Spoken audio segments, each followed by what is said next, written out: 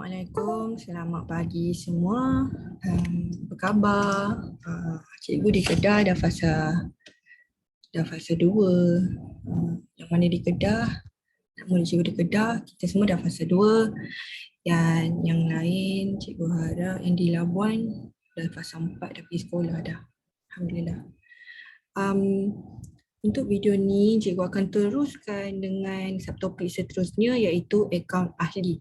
Jadi cikgu nak bincangkan 5 soalan. 5 soalan berkenaan dengan akaun yuran ahli. Yang ni konsep lah dulu . So sebelum kita nak buat akaun yuran ahli, kita faham dululah macam akaun penerimaan dan pembayaran itu, penerimaan debit, pembayaran kredit kan. Penerimaan duit masuk, pembayaran duit keluar. So hari ni kita masuk akaun yuran ahli bagi bab kelab dan persatuan.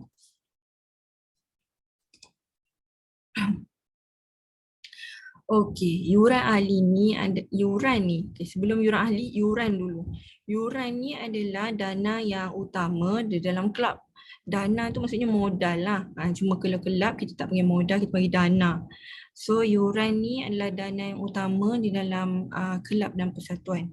So setiap ahli yang menyertai sebuah kelab, contoh kelab golf kan. Kelab golf dia perlu bayar dulu yuran masuk, iaitu yuran yang dibayar sekali sahaja ketika pendaftaran ahli.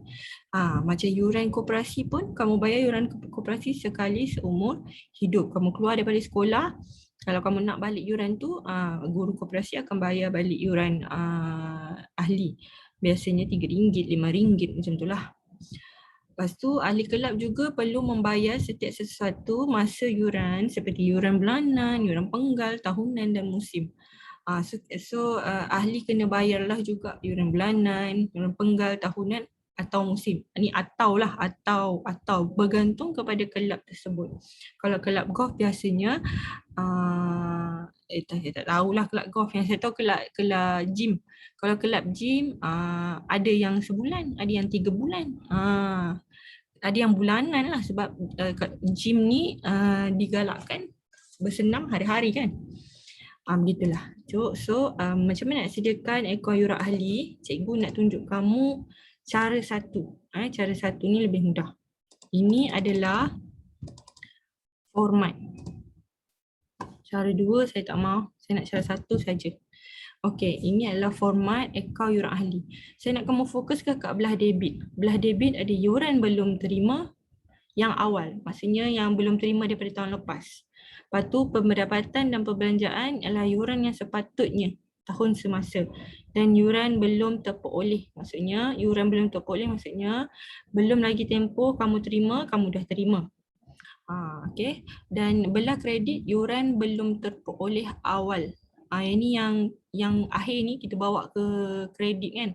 Yang akhir ni kita bawa ke kredit, bawa ke bawah ni. Ni kira macam baki BB HB, bawa ke bawah jadi baki BB, jadi yuran belum terperoleh awal lah. Okey, ni bank dan penerimaan yang kamu terima, termasuklah semua yuran belum terperoleh, yuran belum terima. Ni yuran lapuk dan yuran belum terima. Okey, ini adalah format. Format dalam buku kerja kamu ada. Cuba tengok dekat buku kerja ada. Okey, so jom kita try buat soalan.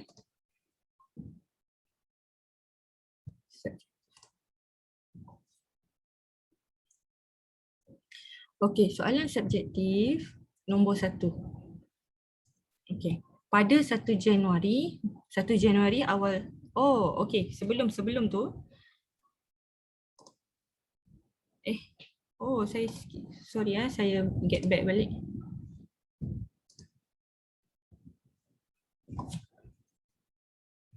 Okey, ni cara 2 tak ada, saya tak fokus kat cara 2. Ini yang penting ni. Pendapatan dan perbelanjaan.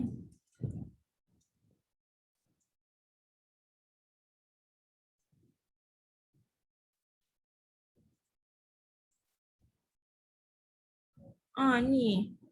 Akaun yuran ahli. Ni yang cikgu cakap tu lah. Okey, jenis-jenis yuran. Ini yang penting ni. Ini kena faham dulu. Ada yuran semasa, yuran belum terima, yuran belum terperoleh dan yuran lapuk. Ni ada ayat-ayat ni tapi saya nak kamu lagi jelas. Kita buka kat sini. Okey.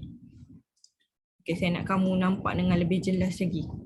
Okey, katakan sebuah kelab ya. Ni sebuah kelab. Kelab apa tadi? Kelab gym kan. Okey, kelab gym ni tempoh perakaunan dia start daripada 1 Januari sampai 31 Disember. Apa ni tempoh perakaunan? Yang ni adalah tempoh yang akhir tahun ni akan tutup lah. Apa tu? Penyata keuangan. Penyata keuangan akan kita tutup. Kita akan kira di sini penyata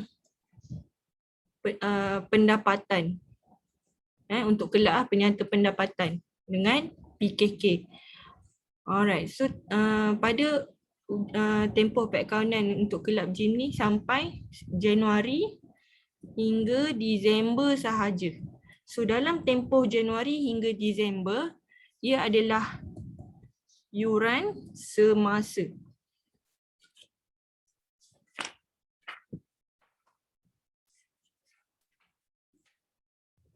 Okay, dia adalah yuran semasa.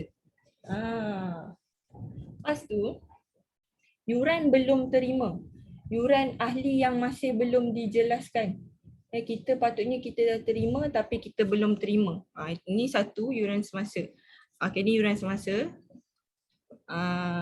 Yuran belum terima dekat tempoh perakaunan ni. Patutnya kita dah terima dah. Ini saya padam aja. Okay, dekat sini ada yuran belum terima juga.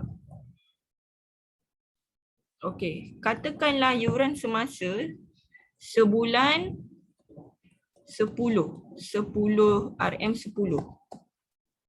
RM10 sebulan. Okay, lepas tu kalau setahun Januari sampai Disember.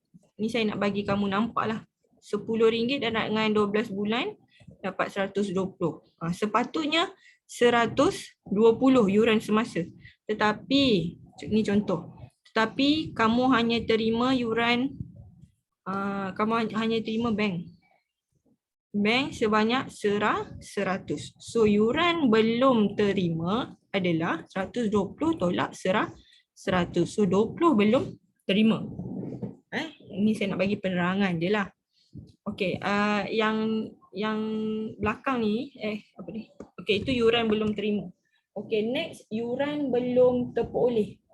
Okey, patutnya belum lagi sampai masa kamu terima tapi kamu dah terima. So ni. Warna yang sama juga. So ni lah maksudnya. Kamu sampai Disember saja tapi kamu ada terima yuran lagi untuk tahun depan. Belum lagi sampai masa dia tapi kamu dah dapat terperoleh. Di sini. Yuran belum terperoleh. Okey, katakan contoh ni yang sepatutnya kan kamu dapat 120. Tetapi kamu dapat sehingga contoh bank kamu dapat 200. Jadi yuran belum terperoleh adalah 200 tolak 120, 80. Ini adalah yuran terperoleh. Okay, satu lagi.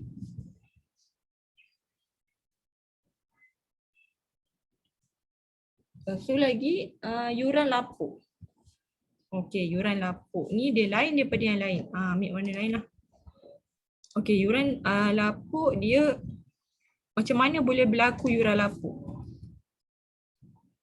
Okey, macam mana boleh berlaku yuran lapuk? Bila ada ahli yang mati.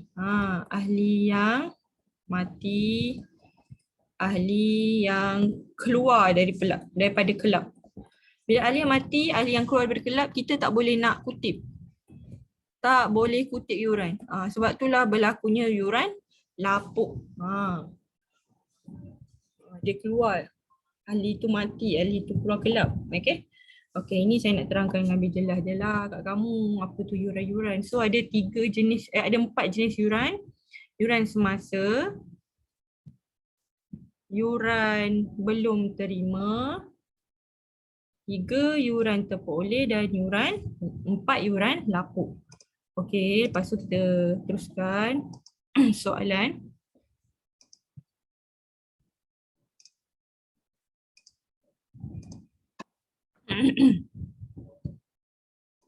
Okay, soalan nombor 1 dululah.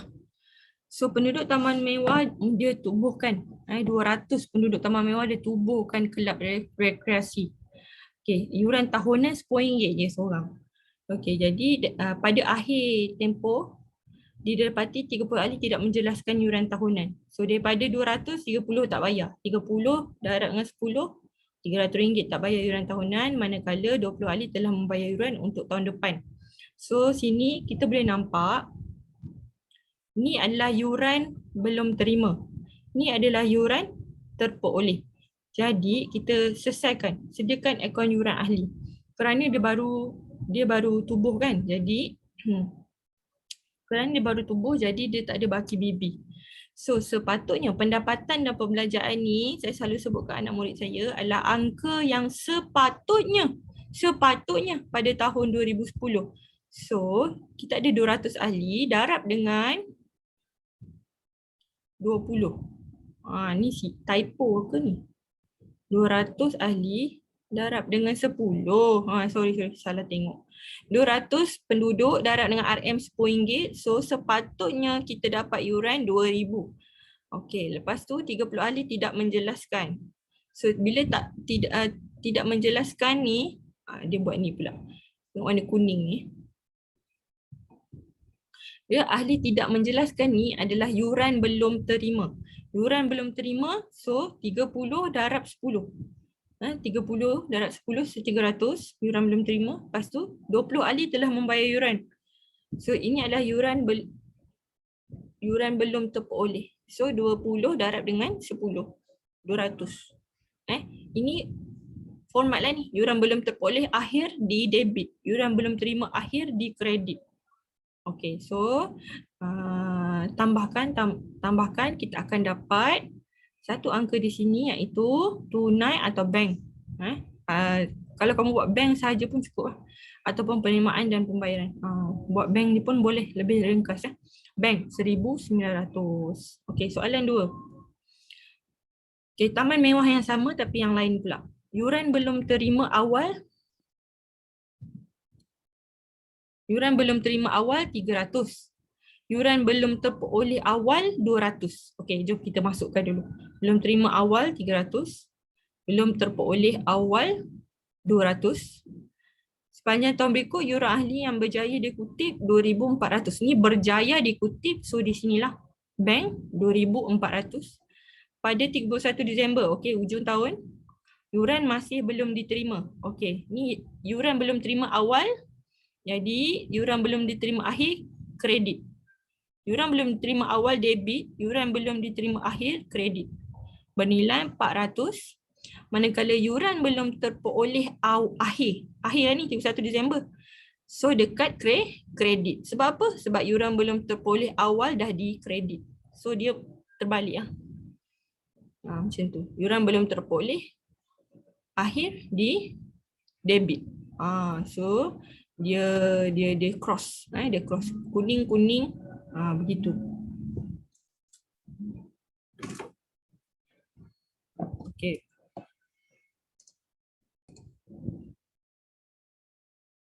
Okey, lepas tu bolehlah kita teruskan. Okey, tambahkan. So kita akan dapat angka kita akan dapat angka kredit besar. So kita akan dapat angka di sini adalah angka yang sepatutnya pendapatan dan perbelanjaan 2550 yang sepatutnya, yuran yang sepatutnya kita dapat. Nanti angka ni PP ni, angka pendapatan dan perbelanjaan ni kita akan masukkan ke dalam akaun pendapatan dan perbelanjaan iaitu topik seterusnya. Okey, soalan 3, saya pergi laju sikit Okey, kelab rekreasi Taman Mewah juga, yuran belum terima 400, yuran belum terima awal, yuran belum terima awal sepanjang tahun berikut, yuran ahli yang berjaya dikutip sebanyak 3,600. So, kita buat dulu yang ni. yuran belum terima 400, yuran belum terperoleh 150 dan bank 3,600. Lepas tu ni akhir pula, yuran belum terima akhir. So dia dekat kredit 400. Yelah 400. Oh sorry, yuran belum terima 2,000 bernilai 400, gagal dikutip. Bila gagal dikutip maksudnya yuran lapuk. Yuran lapuk dan dianggap lapuk. Yalah. Baki yuran belum terima pada akhir tempoh pekanan 280. So 280 dekat kredit, yuran belum terperoleh, akhir 100 dekat debit 100. Okey, lepas tu kita tambahkan mana yang besar. Kredit lah besar. Okey, angka di kredit, angka di debit dan kita dapat angka baru iaitu pendapatan dan perbelanjaan, dan ini adalah angka apa? Angka yang yuran sepatutnya kita akan guna pakai dalam akaun pendapatan dan perbelanjaan. Okey, soalan 4. Okey, ini bentuk dia lain juga. Ini bentuk dia lain lah daripada yang sebelum ni, tapi kita kena pandai tafsir. Macam-macam soalan dia akan twist-twist sikit. Jadi murid-murid kena pandai nak olah.